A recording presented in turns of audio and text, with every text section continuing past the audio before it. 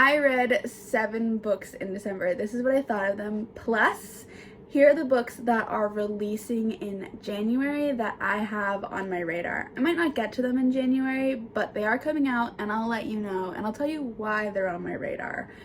So yeah, let's just get into it.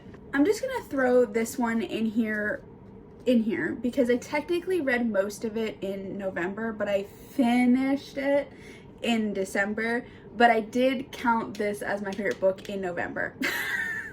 Does that make any sense? I did, yeah. So this is A Study in Drowning. I have lost the slipcase to this one. I have a spare one because it's for my friend Rosie, but I don't know where it is. So not only have I lost the dust jacket to this copy, because it's beautiful and I don't want the dust jacket on it, but I've also lost my friend's copy. She knows that I have it. It's technically her birthday gift, but she picked her birthday gift. But this is the deluxe version, and when I say I want, hang on, where is it? When I say I want a sprayed edge, this is what I'm talking about. Look how beautiful the detailing, hang on, there we go, on this book is. It's really just a stunning, hang on, why does it care about my face? I don't care about my face. We care about the book. Please, it's right there. Anyways, it's beautiful and gorgeous, and it's a stunning copy for just a stunning book. I feel like I could wax poetic about this book for too long. I don't want to waste anybody's time, but this book has fundamentally, like, you know when you get a book wet and it just has this wet mark on it forever? Like, you can always just kind of see where that teardrop or rain, or you dropped it in the bathtub. That's how my soul feels post reading A Study in Drowning by Ava Reid. I feel like a part of me is always just going to be like a little bit waterlogged, a little bit damp on the inside. And every time I think about this book, I have just this need to burst into like tears. And that's because this book is really interesting. It's not a book I would typically pick up. Not because, I mean, okay. I struggle with like lit fic. Like, you know what I mean? Those books that are like I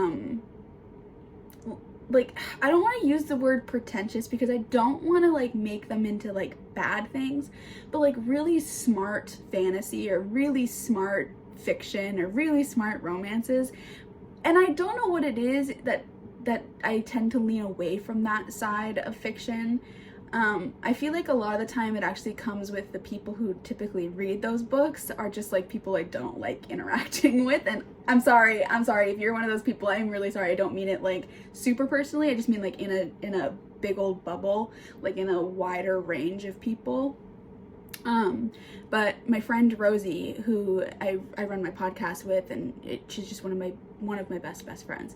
She read it and she said, "Lil, you need to." And I was like, I don't really want to. And she's like, no, trust me, you specifically really need to read this book. And I was like, you know what, in Rosie I trust. I've made her read a lot of weird things in our friendship, and so I feel like I owe her this one.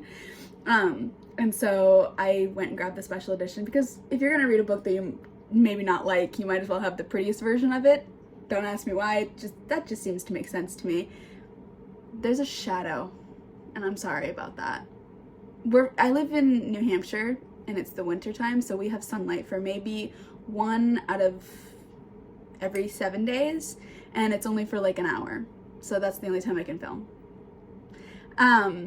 So anyways, I picked it up, and it's about this girl named Effie, who is the only woman in the architecture school, and she doesn't even want to be in the architecture school. She wants to be in the like literary school, but they really don't allow women. Like, she barely even made it into this college. Good luck with that one. And she is this avid reader, and there's this like there's this author who's basically been like deitized. Is deitized a word? Lifted into godhood. And he wrote this fairy tale, and it's very romantic and it's very beautiful. We get glimpses of this piece throughout the book, and honestly, like, I would read that book. Like, I would read that book. The fact that I can't read a fake book kind of plagues me at night. Anyways, and she's just obsessed with it. She reads it every night. She's gone through a lot in her life, and like that book's really held her together ever since she was a little kid. And it's about this like fairy king who like steals himself a bride, and it's written kind of in the bride's perspective, and the bride ends up like falling in love with him but also killing him. And yeah, and just like they're and her story through that. And it's very like, it's just a really beautiful piece of work about like women and love and villains and all this stuff, and she's just really clinging to it. Anyways, the college gets this like competition to remodel this author's home for the widow and son, and she throws her name into the hat, throws in a design. My coffee maker decided to clean itself.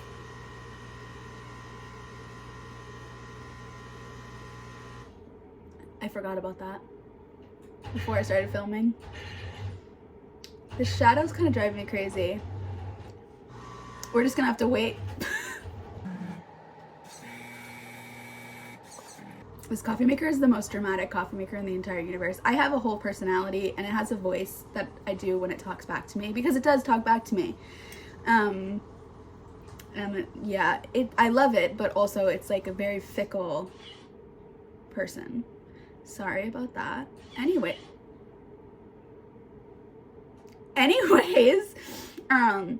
she throws her name into the hat and she gets picked. Like her drawing gets picked, and what if I like sat back? No, that doesn't make it any better.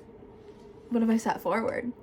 And she goes to this creepy place in the middle of nowhere on a cliff, and like she starts seeing things, and she thinks it's her medication like not working because she takes medication. And anyways, fairies are real, and she ends up working with this literary student who she had vowed to hate for all eternity for reasons, but they end up working together, and they uncover this huge like conspiracy and stuff like that. And again, it's just a really beautiful story. The reason why, like, so that's just the core of the story. It's a book about a book, basically.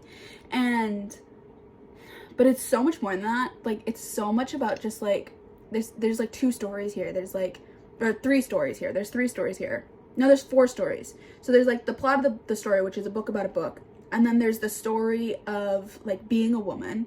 And then there's also this story of, like, it's a love letter to authors and readers and readers and authors. And then there's also like this story that you go on with yourself as you process all the things that Ava Reed just shoves into your face and says, see who you are on the inside. Yeah. And that's when I cried. There's a lot of things about like mommy issues, and like there's some essay stuff. Like it's not on page, and it's very gently brought into the story, but in a very realistic way. And like, again, it's just like really beautiful. And I don't want to recommend this book, because I think it's like it takes a specific person to really feel the way that they feel about this book. And I also wouldn't suggest it if you have some problems and you don't have a therapist on retainer, because I literally talked about this book in therapy. I almost handed it to my therapist and said, woman, that's a C, you need to read this and tell me and let's have a conversation about it and how it pertains to me. But she said something so beautiful to me when I was like crying over this book in therapy. She's just like, isn't it nice to be known? And I was like, there's literally a line in the book about that. And she was just like, I'm too old for this shit. And I was like, I know, I'm so sorry. My therapist is retiring this year. Personal, but this is the truth. And that's why it's kind of more funny, because she's just like, oh my goodness, Lillian. And I'm like, I know, I'm crying about a book again. And talking about it in therapy. So yeah, there you go. I'll just do this one really quick. I'll put a thing of it here. I read a spicy Christmas novella in one sitting. I picked a book that I would be able to read in the entire length of before the in the Eras tour that I could read before the surprise songs on the last day of the Eras tour, and it was the Very London Christmas, and it's like a single billionaire dad who owns a like hotel chain in London, and he ends up hiring this eclectic Christmas girl to nanny his daughter during the Christmas season and to do all the fun Christmassy things that he literally does not care for, and then he ends up falling for the nanny. It was fine. Like nothing mind-blowing, nothing new. I didn't, like, you know, sometimes when like a book is supposed to be like a spicy short thing, like you expect there to be like spice, but there was just like pepper. There was just spice, and there's like a weird thing about his tie that I didn't care for, because they didn't even use it in a very fun way, you know? It could have been sluttier. And speaking of books that could have been sluttier, I'm gonna throw this one. I'm just gonna do the two like Kindle books that I read in one go. So this is called The Silver Devil, and the reason why I read this book is because I saw somebody talking about this. I saw someone talking about how like there's this weird book that keeps coming up in these like historical romance groupings. Apparently it's like a cult. It has like a cult following behind it, and all of the, wow, my plant is giving me like a cool Feyre-esque tattoo. I love that. And all of the like physical copies of it are outrageously expensive and very hard to find. Like these really like falling apart shitty yellow mass paperbacks are like a couple $100s to like $1,000, and I was like, okay, interesting, you piqued my interest, tell me more. And so I did a little digging into this book, and it turns out the author died like, okay, there's like nothing on this author at all aside from these she wrote 2 books and published them, and like I can't remember the dates now, but and then she like mysteriously died in a car crash young. So says another author.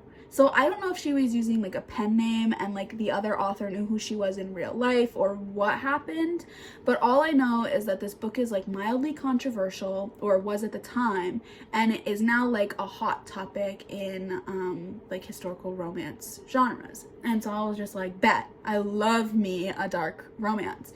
So I went in reading, like going into this book thinking it's gonna be like scandalous, taboo, crazy, you know, that has garnered all of this outrage in the book community, or in this very minute book community that I've seen.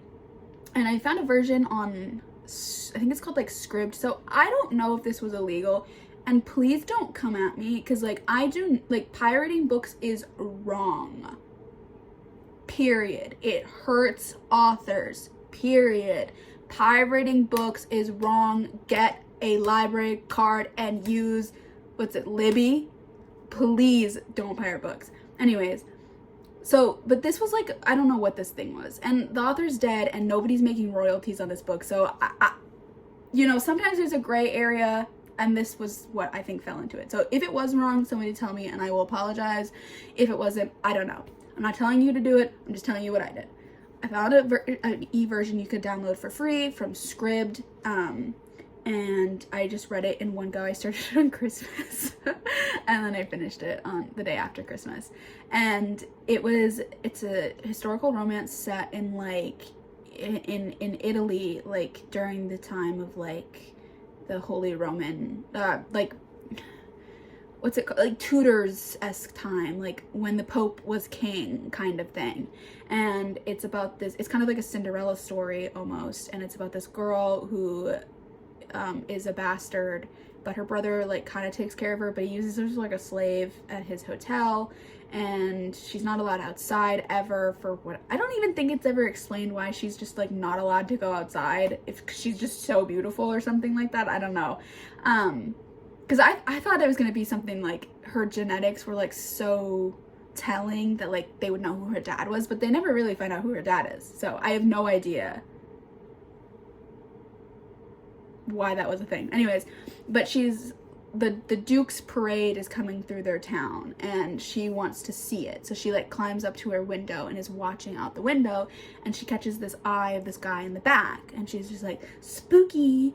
And then like a few days later he comes by, they have a weird conversation, and she gets kidnapped, like drugged and kidnapped, and then she is brought to this man, and it turns out he's the Duke, and he wants her to be his lover, and she doesn't have a choice. So like there is like some like it is non-con, like no consent in the beginning, and then it's like dub-con later on. But for a book whose entire plot is essentially sex, there was no spicy scenes. There was no sex scenes. Like none. Like there's a few moments of like heavy petting, but even that was just like layered over layered over flowery words. Like there was a time where I was just like, wait, is she clothed? I can't tell. Like, and it was like very heavy petting, and then cut to black, and then the next page, like the next day or something like that. So like the entire book is essentially about like sex and like court political intrigue and whatnot, but mostly sex. Not a sex scene to be found. Nary a velvet steel to be found. Just saying. But I will say the last 40% for like the plot and everything was really interesting. So like I wouldn't give it 4 stars, but I wouldn't not give it 4 stars. I ended up giving it like 3.5, and it didn't feel good to give it 3.5, but I wouldn't have felt good to give it 4 stars. I think for me, I just like to read like where and how the romance genre has developed and like moved on, and like where it comes from, so like grassroots and foundations. And I really do like to read that kind of stuff, just to be like, oh, this is how we've changed and whatever. But for today's standard, for a dark romance, a dark salacious like romance, this was not it. I have read far more insane things. Yeah, but the cover is dope.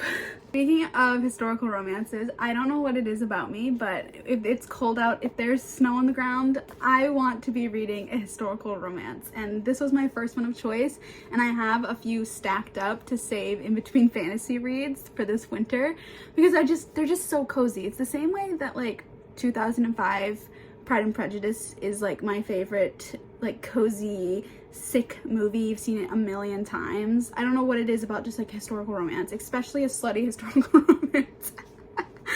This one is about this girl, what's her name? Elsbeth, which I didn't know was a real name until I read One Dark Window. Elsbeth. Anyways, she is a reader. This book had a little too many like bookwormy, being a reader is amazing cliches. It kind of felt a little cringe at one point, but she's like a part of this society of like women feminists who do awesome things. So it's not really period accurate, but we're not reading this book for period accurate. We're reading it because Julian is a sub, and he likes himself a mommy dami, and she learns to be a mommy dami because she wants to be. Yeah, they're both looking for 2 different books, so they kind of like work together because she just loves being in a library, and she just loves being surrounded by books, and who needs to eat when you can read, you know? But yeah, it was pretty decent. I just wanted a historical romance, and that's what it was. And like, okay, I wasn't looking for any kind of substance. I would really love to read and find, if you have a recommendation, please give it to me, of like a smutty historical romance that's also like heart-wrenching, like lots of yearning, like Wuthering Heights, Jane Eyre, but with spice. That's what I want. I get it. It took me forever to get to it. I'm late to the party. I get it. This book was amazing. This book is... There's a lot of books where it's like romantic fantasy. And then there are some books that are romantasy. And then there are books that are fantasy with romance. And I think this falls into that genre. The world the detail, the plot, the gods and the magic system is just so well done and feels so when I was reading, actually I tandem read it, so I did half of the book in audio form and then I read the other half, and like I actually read the whole half of the book, 300 pages in one day, because this was the last book I read during the year, and I had 84 books and I was halfway through this book and I was like, I can't leave, I'm so close to 85. If I just finish the book that I'm currently reading, I'll be at 85 books in 2024, and that is a good number, because there are good numbers, and anything that ends in a 5 is a good number to me. Like multiples of 5s are like, they're good chunks, and it was a good chunk, and I just my OCD could not let me live it down, like my pride, my OCD, and I was like, bet I can do this, and I did it, and it went by really, really quick. So I've seen a lot of people saying how the beginning drags. I guess I would agree, but the audiobook was really good and entertaining, that I didn't feel that, but there's a lot of build up. So if I was to describe this book, and I haven't done a written review of it yet, and I really need to, it kind of feels like the author is building a puzzle, but they are starting in the middle piece and like slowly working out, and like the scope broadens as you go. And it was really good. So if you haven't read this book and you're like, I don't know, book top hypes up things, I don't know if I feel it. If you wish ACOTAR and Empire the Vampire had a love child that was a sister, not a twin, a sister to Throne of Glass, this book would do it for you. This book would do it for you. Because like there is like the ease and the romance of ACOTAR, with also like vampires and like vampire zombies, and also like a bloody smut a little bit that Empire the Vampire has, but without the darkness and the trauma of Empire the Vampire. But it's kind of like I said, it's a love child. They made a baby together, and it was Quicksilver, and it was really good. I just think it was well written. I think the plot was well done. I have like I wrote down on the last page like a bunch of theories and thoughts that I had, because I didn't tab and annotate. I almost wish I had, but I feel like for a reread it's gonna be really good. So yeah, I really do recommend this book. I think that it's hyped adequately. It is appropriately hyped. I will say, for my male love interests, I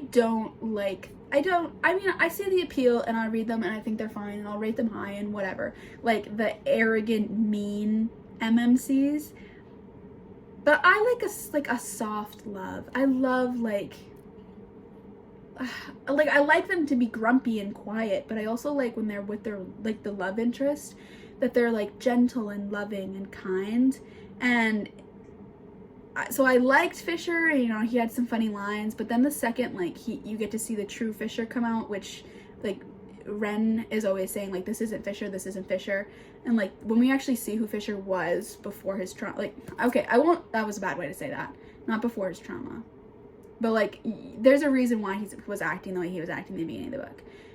But the second we see who he really is and who he he was just, I liked him better. I liked him better in the second half, so that's all I'm gonna say. But I really do, I recommend this book, and I can see why it has blown up, and I'm excited to read more. And if you've read this book and you haven't looked into the Fisher Kingfisher Arthurian legends, I would, because I don't know if that's where the author got her referencing from, but like Fisher Kingfisher, that's a weird name, and it does draw to another myth that could easily tie into this story. It'd be a heck of a coincidence, just saying. I put this book into a tiny little box in the back of my brain, and every single day that box just starts raging. This is the Metal Slinger. It's book 1 and what is supposed to be a duology. I don't know if it's going to stay a duology. After that ending, I don't know how it's going to stay a duology. This is a really interesting book because, okay, I have to talk about it as if it's 2 different books. So I'm going to talk about it and market it to you as the book is. And then I'm going to talk to you about as the book isn't. So this is about this girl named Bryn, who has never stepped foot, well, okay, she basically has never been on land, and it's the first time in 20 some odd years that she's going to this market, and she's going to land because she is a part of an exile nation who is not allowed to touch land, because I don't know if this is kind of, in this world there is magic and you have to be like on, like, land feeds the magic. So yeah, anyways, so like that's why they're kind of exiled, so that they can't like get into magic. Anyways, so they're going to the market for the first time. She's at the market and she gets falsely accused of stealing by this guard guy, and he like tries to like take off her hand, and her friends make a scene. They run away. There's an explosion at the market because there's like discontent between the nations, because the exiled people are like, they just don't have a lot of supplies, and they have to like, it's just really hard, and they're not happy about how like they didn't do this war, and like they don't even get a chance to be on land. They just get the shaft basically, and they all get back on the ship and they ship back home, and like their home is like a city that's made out of like tree houses and stuff like that. There's like this grove that there's like water but trees. I don't know how that makes sense. Like there's no land at all. Don't ask me, I don't know. But it's still fun. It's still like a fun idea. And it's like their matching ceremony, and she goes home and she's just like, she's gonna get married to her best friend, and she's like, I'll learn to love him. Like there's love there, whatever. And she's kind of like trying to convince herself she'll be okay with not, like, never being on land, never being great, never doing anything phenomenal. Like she's gonna be a guard, and that's what she's gonna do, and she's gonna be married, and that's what she's gonna do, and that's okay. And then the guard who had accused her of stealing follows them, and he like allows himself to get arrested, and he only will talk to her because he like needs to talk to her, and she ends up breaking him out. And that's the story. And it's really good. It's a really good, solid fantasy romance. Unique plot, unique characters, unique, like, experiences that happen. There's tons of twists throughout the book, okay? And then you get to the end. And I dare say, so you know how some people, like, you hype up the ending, and then it falls flat. I feel like the more you hype it up, the better this twist, like, especially this twist, because no amount of theorying, no, like, unless you are a super genius, like, I love to theory, I love to find foreshadowing. It is my favorite thing to pick apart in books, and there was nothing that could have prepared me for the ending of this book. Like, I won't give it away, but it was for the uniqueness of this twist. And I've seen a lot of people like bashing on this twist, being just like, you know, it was just for shock value. Who cares? Sometimes that's okay. Like, I have never seen this done in a book, like, not like this, and I won't give a spoiler for it, but it was so insane as a reader to experience that twist. Like, nothing could have prepared me, and I'm okay with that, because it was so much fun to have the rug pulled out from under me. Like, just for that, like, reading experience alone, for that moment that I had when I was reading this book, like, 5 stars. Next question. And if you want to argue with me, I'll be like, 5 stars for that whiskey glass scene alone. Look at me segueing. This is a book I read in December that comes out in January. This is Legend of Meneka, The Legend of Meneka, and this is the first in a duology, and it is, oh man, the shadowing. Nope, that won't work. Whatever. Just weird shadows on me. So the Legend of Meneka is Hindi mythology inspired, and it's the first in a duology. It is about an enchantress, a seductress, who does the work of her god, and she's done doing it. She is in love with this girl who is her trainer and her friend and just like everything, and she just wants to be with her, and she wants to stop going to the mortal realm. She wants to stay in the divine realm, and her god laughs at her and is like, you're barely into your career, you're a child. She's an immortal, like whatever, but he's like, I'll make you a deal. If you can seduce this one guy, this one last target, I'll give you whatever you want. And she's like, done, I'll do it. And so she has to go and seduce this guy who hates the gods. He's super powerful. He runs his own hermitage. I love this book. I really did love this book. And there's just a lot of underlying tones of religion versus faith in here.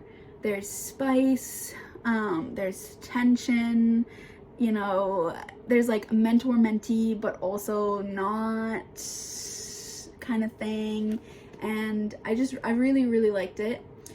I'm scared for the second book, but I am very excited, and I think this was just like such a breath of fresh air for me, and I think for the fantasy genre, the spicy fantasy genre as well, because like getting to have voices from other cultures is really important, and it was just fun to learn and to experience other like mythologies and cultures in fantasy.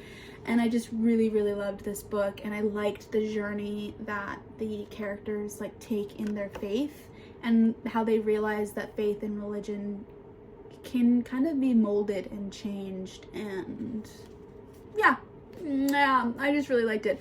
I will say like the climax kind of felt a wee rushed, but not in like a bad way. I still understood everything that was happening, and I get, you know, writing a big battle is hard, and I give sympathy for writers who write humongous battles, and this is like a battle against like deities and like sorcerers in like the sky, and like there's a lot of things happening, so I would give it that.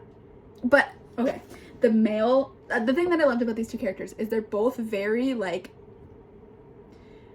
they're gonna do what they want to do, and they realize that like they're just so power hungry kind of, and they realize that causes problems in their relationship, and instead of one of them like bowing to the other or them giving up their ambitions, they're just like, I see that there's problems in our relationship, we'll work through them while still doing what we want.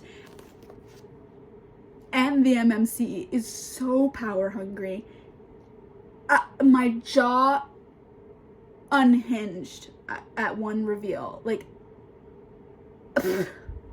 so I'm really excited. I hope people read this. I think it should be on your radar.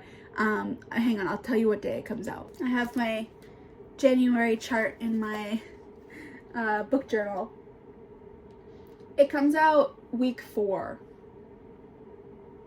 of January. But other books that are coming out, Immortal by Sulin Tan is coming out, and I'll have a little thing of it right here.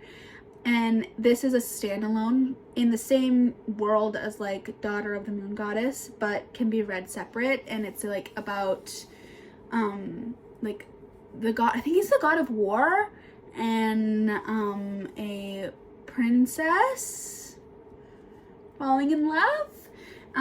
I've read the first 2 chapters of it so far, and it's just really good. I can see why people love Sulin Tan's writing, and I'm really excited to read more from it because I've seen just nothing but like glowing reviews for it. The Empress comes out. Hang on, I think I have it somewhere. I was interested in this book, and I actually did receive an art copy. It's right here. Hang on. I know there are no books in the background, but there are books surrounded by me, and you just can't see that. The Empress, and I was really, really excited for it, and I seen some reviews that basically say like it's a high fantasy that's essentially like it's written contemporary, so like it kind of feels, from what I've seen, people are kind of saying that it just doesn't have the same bite that fantasy has, if that makes any sense. I'm still excited to read it. It has tarot magic, spicy. I don't know. You know, sometimes like it's fun to just read a frivolous, spicy fantasy romance. You know, it doesn't always need to have depth. The Lines We Cross, I'm believing is a standalone, and it's a Raylo-inspired, Raylo-coded book about student professor, and it's supposed to be like really sad, and I didn't know this until very recently, and I'm still gonna read it, but I'm gonna read it with more apprehension. I was very, very excited, and now I'm just like, I'm gonna read it. I think there might be like a pregnancy trope in here. I don't know. I don't know. I mean, I'm not like 100% sure, but the author like said 2 books that it was like, and I'm pretty sure one of them was a pregnancy trope. I'm still gonna read it because I like sad romance books, okay? And I'll eat anything. I'll eat anything. I would eat anything. Read or eat up anything that is Raylo coded. The Last Raven, I also have an art copy of this. Vampires are back, baby. I'm excited for that. The Legend of Meneka comes out. Onyx Storm, everybody knows that. I really need to get into my my Fourth Wing reread. A Crown of Silver comes out. This is book 2. The first book is A Feather So Black. I've been meaning to read A Feather So Black for so long, and I just like haven't gotten up to it. The problem is for me is I've been trying not to do any like back-to-back Fae books, and sometimes things just get like pushed around. And it is like a Fae book, but it's more of like fairies versus Fae, if that makes any sense from what I've seen of it. So that's book 2 of it coming out. And finally, I am so excited for this book. I requested an arc. I don't know if I'm gonna get it. I think I'll cry if I don't. I'm like, that's so dramatic of me, but it's the truth. If Iron and Embers, which is the second, it's like a spin-off series from Blood and Steel, and I loved Blood and Steel, but I have a feeling I'm gonna love this even more. I'm so excited for it. I'm so excited for it, and I love Helen, and was one of the first authors who like took a chance on me as a influencer, and I like, that might make me sound biased, but I really like, when I accept an arc, just so you know, so like I have a few arcs piling around me, like I only accept arcs that I actually want to read, and when I accept an arc, like I make it very clear, them giving me a book just means that I'll just show like I got book mail. Like my reviews, anything after that is from my own heart. Like if I put it in a recommendation video, that's just me putting it in a recommendation video. If I give it a glowing review, it's just because I liked it. Like they don't get that. They don't get to even say that I have to read it. Like I don't agree to those terms. And I love Helen's work. I just think like, I think it's really good, like spicy fantasy romance, and like I just feel like I just like it, and I'm really excited for her sister's book because she's like a soft girl. I love a soft girl in fantasy. I'm really, really, really, really, really excited for that one. And I'll cry if I don't get an arc. But like in a first world like I'm so happy that other people got it. So happy for you all. Kind of way. Oh my goodness, I almost forgot. Hang on. Almost forgot this book. This book actually comes out in January. Okay, so I requested this book because I wanted to it was on my radar when it was indie published, and I never bought it. It was like sitting in my Amazon wish list for so long, and I never bought it, and then it like disappeared, and it's because it got picked up by Trad Publishing. Oh, I would kill for the first 2 indie published books. Not really. Ooh, it's really windy.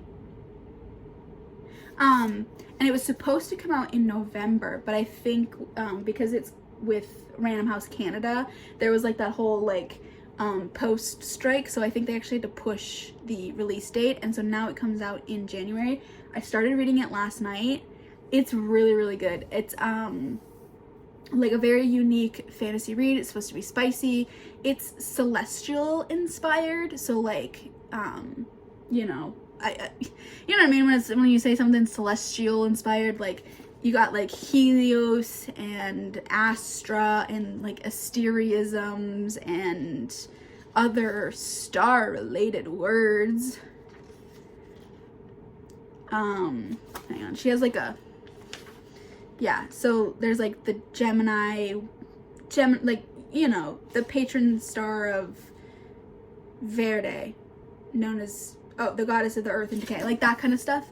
That's what this book is. And it starts off really kind of how I love when books start off, is like you're dumped in the middle of something, or at the tail end of something that's happened, and you're kind of having to like catch up with the narrator, which I really like, because, you know, I don't know, I just liked it. So she gets kidnapped after this tragic thing, like her parents get killed, I think, and I don't know if yeah, and it's like her birthday, and she gets kidnapped after this tragic thing happens, and she gets brought to like her enemy king, the enemy king, and the enemy king is just like, I saved you, and she's just like, I didn't ask to be saved. And he's like, but I need you, because you're the only person prophesized to be able to kill this big bad, and so we need to work together. And she's like, I don't want to work with you. And he's like, well, you don't really have a choice, because I did actually kidnap you. So you can either agree or you can not agree and still do it. And she has to work with his very attractive son, and train with him so that they can take down the big bad. And they're like flying lions. And it's just fun and unique, and I love a good unique fantasy romance.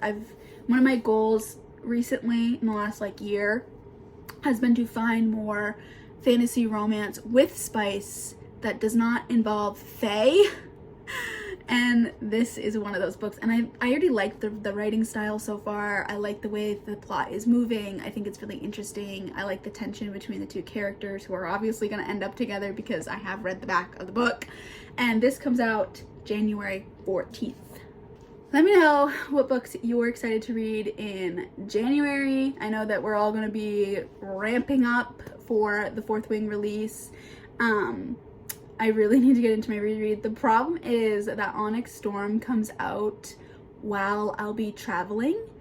So I think I'm just gonna have to do like a Kindle read like while I'm on a plane or something, because I don't want to be spoiled and I want to be a part of the release, but I also know realistically that I might not. But my husband naps a lot, especially when we're on vacation, so I might be able to get in some solid reading time.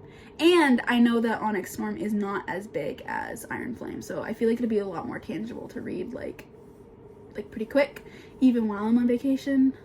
I don't know. But what else are you excited for? There's gotta be more than just Fourth Wing that I'm missing. And yeah. Alright, I'll see you guys soon.